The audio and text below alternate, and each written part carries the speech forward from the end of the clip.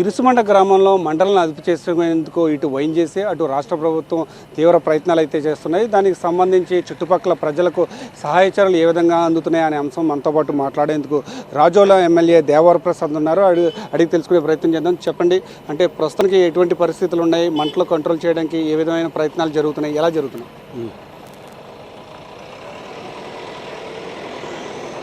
ఇరుసుమండ బ్లౌట్ విషయంలో నిన్నటికి ఈ రోజుకి కంపారిజన్ చూసినట్టయితే బహుశా ఒక 75% నుంచి 80% వరకు తగ్గిందనే చెప్పాలి. ఆ seriousness, gravity.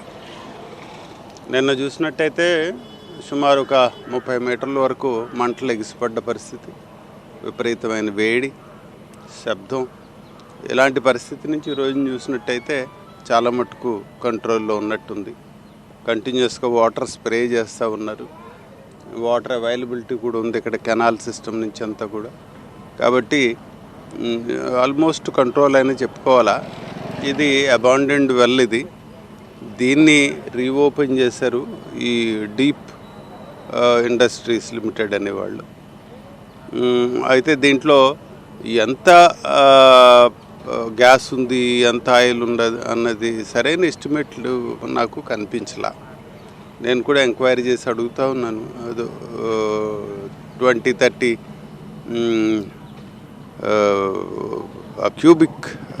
Billion cubic metres వరకు ఉన్నట్టుగా చెప్తా ఉన్నారు. But they are not very sure. So అంత యాక్యురసీ లేని పరిస్థితుల్లో ఆపరేషన్ మొదలు పెట్టేటప్పుడు అక్కడ పబ్లిక్ని కాస్త ప్రిపేర్ చేయాల్సిన అవసరం ఉంది. అది చేయలేదు. అది నా వాదన.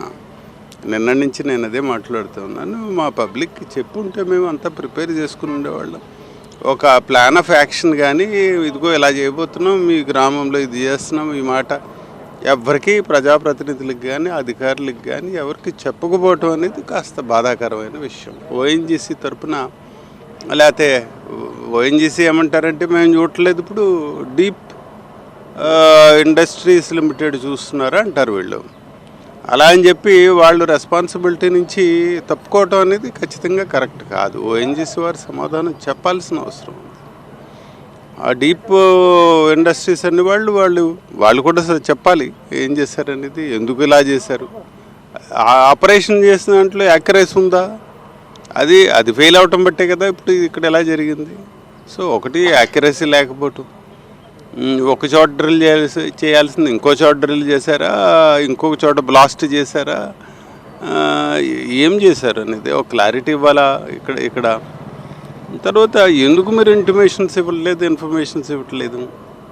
తర్వాత వితౌట్ ఎనీ ప్రాపర్ ఎస్టిమేట్ ఎందుకు మీరు ఈ ఏరియాలో మీరు చేస్తున్నారు, అసలు చెప్పాల్సిన అవసరం లేదా, లేకపోతే ప్రజల్ని మీరు తప్పుదారి పట్టించటమా, లేకపోతే ఇష్టారాజ్యంగా చేయటమా ఏమిటనేది ఒక క్లారిటీ నాకైతే కనిపించలేదు. అయితే ప్రజలకు సంబంధించి, చుట్టుపక్కల ప్రజలకు సంబంధించి ఎటువంటి సహాయ చర్యలు అందిస్తున్నారో, వాళ్ళని సురక్షిత ప్రాంతాలకు ఏ విధంగా తరలిస్తున్నారు? నిన్న చూసినట్టయితే సుమారు ఒక 400 మంది వరకు ఈ ఇరుసుమండ గ్రామం నుంచి అటు గుబ్బలపాలెంలో మనం ఒక రిలీఫ్ క్యాంప్ పెట్టాం. అలాగే ఇటు ఎంజీ గార్డెన్స్ లెక్కవరంలో కూడా ఒక 200 వరకు పెట్టాం. రాత్రి వాళ్ళకి భోజనాల సదుపాయాలు కానీ, లేకపోతే అక్కడ నైట్ స్టేకి కావాల్సిన సదుపాయాలు కానీ అన్నీ చేయటం జరిగింది. వాళ్ళందరూ అక్కడే ఉన్నారు. ఇప్పుడు ప్రొద్దుట కూడా వాళ్ళని పరామర్శించి రావటం జరిగింది. నేను పొద్దుటే కూడా బ్రేక్ఫాస్ట్ అవన్నీ పెట్టడం, వాళ్ళందరూ కంఫర్టబుల్గా ఉంటుంది అని కూడా గమనించాం. అయితే ఒకటి, గ్రామస్తులు అయితే భయాందోళనకు గురయ్యారు, అది చెప్పాలి. అందరూ కూడా 11:30కి ఈ ఇన్సిడెంట్ జరిగినట్టయితే సుమారు 12 గంటలు అందరూ ఖాళీ చేసి వెళ్ళిపోయారు. అందరూ ఎవరు ఖాళీ అక్కడ పారిపోవటం కింద అయిపోయింది. అది అంత భయాందోళనకి గురి చేయాల్సిన పరిస్థితి మీకేమొచ్చింది? అసలు మీరు ఎందుకు ఆపరేషన్ మొదలు పెట్టారు? పెట్టిన ఆపరేషన్ ఎందుకు చేయలేదు అనేది అదొకటే ఇష్యూ. ఇప్పుడు నాకు ఎటువంటి చర్యలు తీసుకోబోతున్నారంటే, ఇప్పుడు గ్రామస్తుల నివాసాల మధ్యలో ఇటువంటి ఆపరేషన్లో ఎటువంటి ఇంటిమేషన్ లేకుండా జరుగుతుందని చెప్తున్నారు. దానిపై ఎటువంటి కార్యాచరణ ఉండబోతుంది తర్వాత? ముందు వాళ్ళు సమాధానం చెప్పాలా, బట్ ఓఎన్జీసీ కానీ డీప్ కానీ వీళ్ళు సమాధానం చెప్పాలి. ఫస్ట్ ఎందుకు చేశారు, ఎలా చేశారు, ఎందుకు ఇంటిమేషన్స్ లేవు మాకు చెప్పాల్సిన బాధ్యత లేదా ఏమిటనేది విషయం క్లారిటీ ఇవ్వాలా. తర్వాత రెండోది, గ్రామస్తులు భయాందోళన చెందాల్సిన అవసరం లేదు. వాళ్ళు వెనక్కి రావచ్చు. ఇప్పుడున్న పరిస్థితుల్లో సందర్భంలో కూడా తప్పనిసరిగా వారు ఎలాంటి భయాందోళనకు గురవ్వాల్సిన అవసరం లేదనేది నా రిక్వెస్ట్. ప్రస్తుతం పరిస్థితి అంటే ఎప్పుడు కంట్రోల్ అయ్యే అవకాశం ఉందంటే చాలా వరకు కూడా మంటలు కూడా అదుపులోకి వచ్చినాయి. ఎలాంటి పరిస్థితి ఉంది అంటే సార్ ఇప్పుడైతే మొత్తం చాలా వరకు అయితే కూడా మీరు చూస్తున్నారు చాలా కంట్రోల్ ఎన్వైరన్మెంట్లోకి వచ్చింది. కానీ ఇంకా కూడా వెనక భాగంలోని కూడా ఇంకా కొన్ని పంపులు ఏర్పాటు చేయాలి. అవి కూడా ఇప్పుడు పూర్తి చేస్తున్నారు. దానికి వెళ్ళాల్సిన రోడ్డు కూడా మనం ఇప్పుడు చూస్తే కొన్ని ఇవి చాలా పెద్ద మెషిన్స్ కాబట్టి ట్రైలర్స్ మీద తీసుకెళ్లాల్సే అవసరం ఉంది. దానివల్ల ఏంటంటే రోడ్డుని ఇప్పుడు కూడా దానికి చేయాల్సిన వెట్ మిక్స్ ఇవన్నీ కూడా రప్పించడం జరుగుతుంది. అది వచ్చిన తర్వాత వెనక భాగంలోని కూడా పెట్టాల్సిన ఈ రెయిన్ఫాల్ ఇవన్నిటి కూడా వాటర్ స్ప్రేయింగ్ అవన్నిటిని కూడా ఏర్పాట్లు చేస్తున్నాం. ఇవన్నీ చేసిన తర్వాత నిజంగా ఇప్పుడు ఆ టెంపరేచర్ కూడా చాలా వరకు కంట్రోల్లోకి వచ్చింది. ఆ కంట్రోల్లోకి వచ్చిందంటే దాని తర్వాత దాని చుట్టుపక్కల ఉన్న డెబ్రీస్ అవన్నిటినీ కూడా తీసేయడం జరుగుతుంది. దాని తర్వాత మనకు లైన్ ఆఫ్ సైట్ ఆ క్రౌన్ అనేది కనిపించే విధంగా ఉంటుంది. అప్పుడు ఈ టెంపరేచర్ కూడా కంట్రోల్లో ఉంటే అప్పుడు వీళ్ళు మెషినరీ అక్కడ ఏర్పాటు చేసుకుని ఆ క్రౌన్ని షట్ ఆఫ్ చేసే విధంగా ఏర్పాట్లు చేస్తారు.